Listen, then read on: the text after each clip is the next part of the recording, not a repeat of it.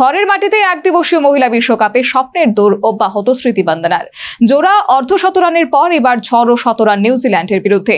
নতুন রেকর্ডের সামনে দাঁড়িয়ে ভারতের এক পোস্টার গার্ল। মহিলা বিশ্বকাপে নিউজিল্যান্ডের বিরুদ্ধে মরণ বাঁচন ম্যাচে নামছে ভারতীয় দল।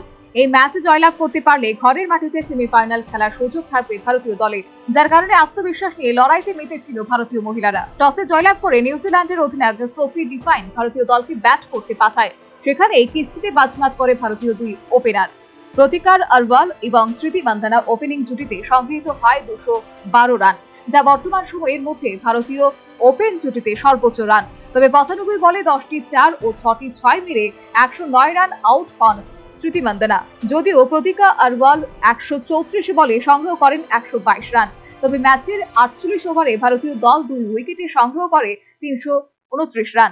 এরপর বৃষ্টি শুরু হলে বন্ধ হয়ে যায় ম্যাচ। এদিকে গুরুত্বপূর্ণ এই ম্যাচে 109 রানের ইনিংস উপহার দিয়ে এক বছরে মহিলা একদিবসীয় ক্রিকেটার হিসেবে সর্বোচ্চ সেঞ্চুরি রেকর্ড করেন স্মৃতি Mandanna.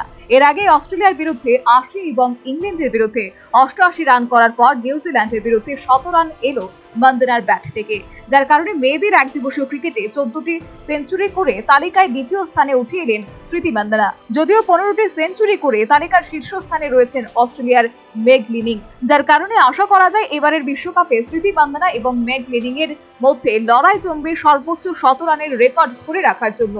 Bureau report, news vanguard.